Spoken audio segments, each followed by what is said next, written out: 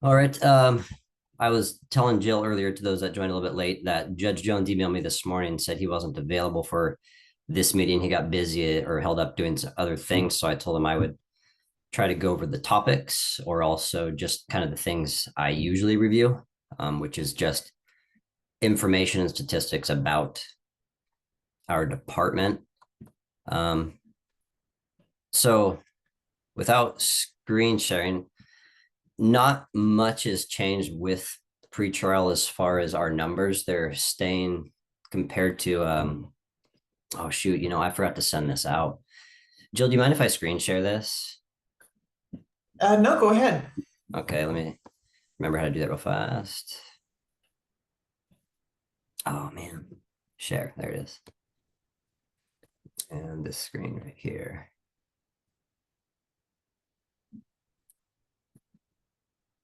Okay, so this is typically the email I send out right here about pretrial, our department, and our numbers. Let me scroll up for a moment. Sorry. So I don't think we had a meeting in December, no, in January. So we've already reviewed kind of the December numbers. And so I'll scroll down to January here. So it's the same as as what I always report down on. PSAs completed, 102 PSAs. The three levels underneath it are how many were recommended for each level while we were completing those, and we forward off to the commissioners for first appearance. And then it looks like 16 were given pretrial services last month, two of which were PR'd, and the rest were on bail release, and then two from our out of custody calendar, which could be the bail motions calendar or just any other type of motions calendar. Completed 232 check-ins. That is a combination of in-office, text message, and over the phone. And then the numbers that shake up underneath it, you have 36 ride bus passes, which compared to last year, or excuse me, yeah, I guess last year now, we were handing out single ride passes. So we did 105 single ride passes. But then when the new year rolled over, we were able to start handing out the 6 ride passes. Scroll down. And then the numbers that I think everybody's kind of curious about, what they would consider safety rates, or how people are doing while on pretrial services. And you can see of our caseload, 11 had allegedly committed new crimes, both misdemeanor or felony. We just lump them together. And based on our PSA violent list, which is from our Washington violence list, also there was 0 of those crimes that were actually considered to be a violent list, which is I consider a huge victory. And then warrants or failure to appear where they were issued a warrant and we had to remove them from pretrial were 7 of our clients. And then underneath that is how they panned out: guilty, charge dismissed, and other, as in recovery court and things like that.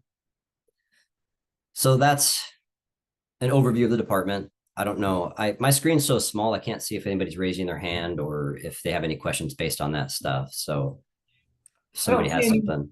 yeah, I don't see any hands raised. Okay. Then I'm not looking at the agenda, so I don't know. Let me stop screen sharing if I go up here. Okay. I don't know exactly what the next thing on the agenda is, but I think we wanted to mention how our funding is going or how our spending is going. And I didn't know if Stephanie wanted to step in and summarize how that's going, but I think we're at a decision point right now with our funding. So we're trying to find a lot of things to help improve clients. I guess just provide them more services in the office. So we've been discussing getting a lot of things for the office to help hand out or to help people that might need stuff, like basic stuff, toothbrushes, hygiene products, cup of noodles, hand warmers. All that counts as part of the AOC funding. So we're trying to stock up on a bunch of that stuff so we can better serve the people who come into the office. I know Lead does a similar thing. I called Tommy, excuse me, and talked a little bit about what products they, or not products, what things they hand out that help their clients. And he gave me some great ideas. And so I added those to our list. And this is all part of that AOC money. Stephanie, did you want to expand on any of that, or? I think the only thing I would add is I'm meeting with Dr. Hamilton next week to talk about steps towards validation of the risk assessment. Timing wise, I don't know that when we have to use our funding by and when that process, like how quickly they could complete that to be able to utilize that funding in that way. But that's one question that I have for him. But we're continuing to look towards that. And we've also been looking at, can we use some of that funding to update how we collect data so we can provide information differently? Ultimately, we're kind of hitting some blocks with our current case management system because the company that runs it is transitioning to a different system. So they're not willing to make any upgrades to the current one. And we're still trying to figure out what would be the timeline for us to switch to their upgraded project or product, and that they haven't provided that information to us as of yet. But we're going to have to reevaluate where we're at with spending the money and working with AOC by the end of the month. Sorry, can I jump on that? Just a quick question about what are you talking about, database for case management? Or Yeah, so we use CE Pretrial right now for case management. And that product is no longer supported, meaning they won't do like changes for that, like upgrades to it or things that would help our data collection work differently. And I forget the name of what they've transitioned to, but basically we're in a waiting period until they like force us to change over to their other version. okay, I was just gonna throw out there just because we've been using enterprise supervision for quite a while, and I believe the PSA is available as a tool, like linked there as well, for the risk assessment. But you know, it's a monthly cost, not a purchase. So, anyways. Well, maybe we can connect with you later and find out more about that product. Okay. Stephanie, are you using, for all these data questions, are you coordinating with the executive staff and Village Reach and IPRTF as a whole, the index committee and everything? I know that Judge Jones brought that up, and I can't remember which one of those subcommittees he's been attending, but we are aware that there's also countywide this look through the IPRTF on how do we look at data differently. Some of this was just looking at what we are already collecting internally with who we're managing. Can we do it differently? Because there's a number of things that Alan and Kelsey are having to record right now by hand. So can we automate that as part of this? But the intent would be ultimately the data that we're looking at as the big, with all the IPRTF, can we connect it all together in some fashion, which I think is part of the question they're trying to figure out. How do we do that? Yeah, and technically it's not really the IPRTF, it's the whole justice project and the implementation plan. But so I understand that you're looking at the processes that you're using for gathering that, but the baseline questions are going to be what information are we already gathering and what do we need that we're not gathering, as well as the interchange that you mentioned.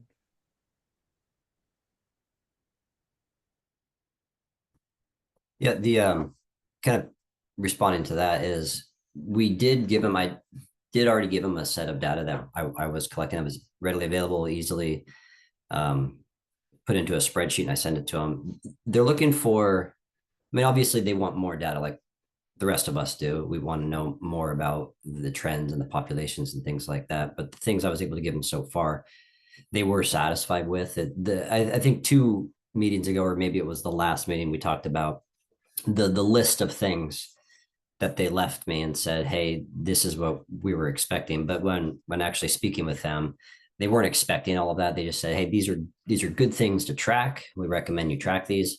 However, these are the things that we're looking for. And so the basic stuff they were hoping to get from us was name, case number, charges, and there was one other thing on the list. I apologize, I'm not at my work computer right now, but it was basic stuff, and I was able to get them that. And what they're going to do is they have a team at AOC, or they're hoping they have a team at AOC that can take the information I gave them, go in and find more detailed information about if that person has been on pretrial in any other case. Do they have other cases that they're having to track? Have they gotten any warrants? Have they gotten any failure to appears, like actual bench warrants, or just noted that they weren't at a court appearance? So they're gonna go through and gather a lot of that other information that would have been extremely difficult for me to track, but it was a lot easier for them to track. So we've already given them one of those, or one of those data sets. And I think we have another meeting scheduled with Yvonne either this month or next month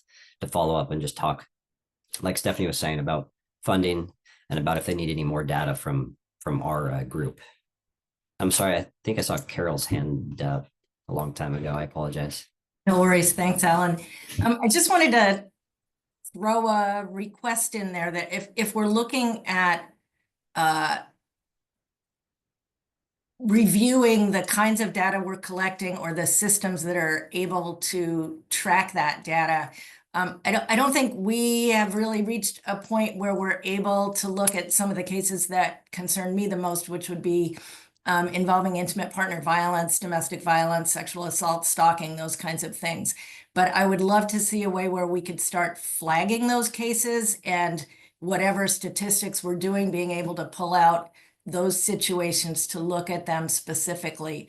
I think this is an area of some pretty intense discussion and research nationally. There seems to be consensus that there's a role for pretrial services with intimate partner violence cases that might require some extra kinds of both risk assessment and management from some other situations. And I think everything that I'm reading keeps coming back to, more research is needed, but here are some promising practices.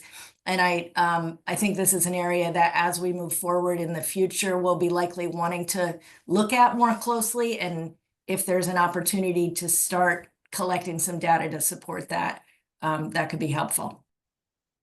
For sure. And I don't know if when I sent AOC my data, like I said, that I'm including their name, date of birth, charges, things like that.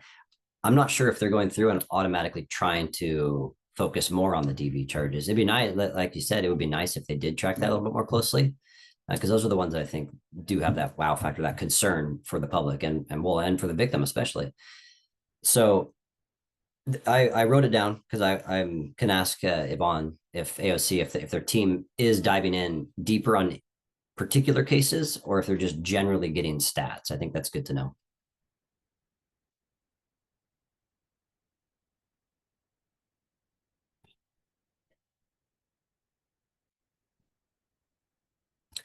Let me see.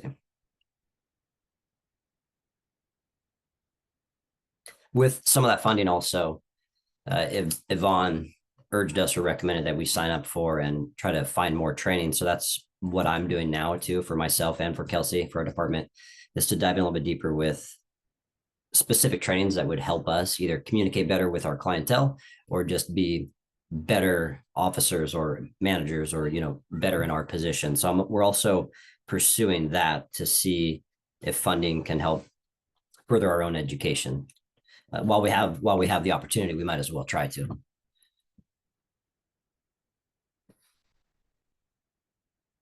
Jill, is there anything else on the agenda that we need to hit on? Or I know it seems like a quick meeting, but yeah. Yeah, not that I'm aware of. The only other item was the standing review of best practices from the event from several months ago. That's it. Okay.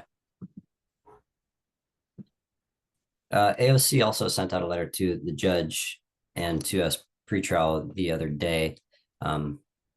Haven't maybe I'm speaking too soon, but I haven't reviewed it yet. But I think it's just about the Washington groups getting together and having the ability to communicate more effectively within our own pretrial group, our pretrial agencies around the state. It's going to be extremely helpful. So we can bounce. We already have kind of a informal email or listserv, as they call it right now. We can bounce ideas off each other. But I think Yvonne and the team at DOC has been amazing at trying to, ever since she got here, her main goal has been to try to get us all on the same page, or at least working towards the same goal. And so it's really cool to see that. I think at the end of this month, it's a webinar about us groups or our pretrial agencies coming together and being able to get on the same page. So that's also new news. I have nothing further. I don't know if anybody else does.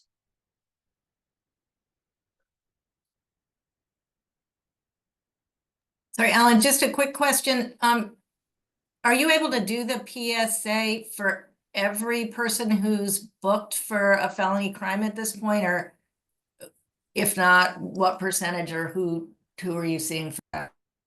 So we do a PSA for everybody booked and held for the in custody first appearances. Yes. There's very few exceptions where we wouldn't complete a PSA for people being heard on a new charge. Those being if they're already in custody, because its intent is a release tool, not a this is your score tool. So if they're already in custody, we don't do a PSA. If it's anything post conviction, if they failed to show up for their sentencing or something like that, we won't do a PSA on them because it makes no sense, or a fugitive from justice. But yes, so if they're going to be seen by a commissioner or a judge at first appearance in the jail, we will do a PSA on them. If they are summons to appear at a out of custody judge's calendar, we don't do PSAs on those because, well, mainly at that point, they're already released. They're already in the community.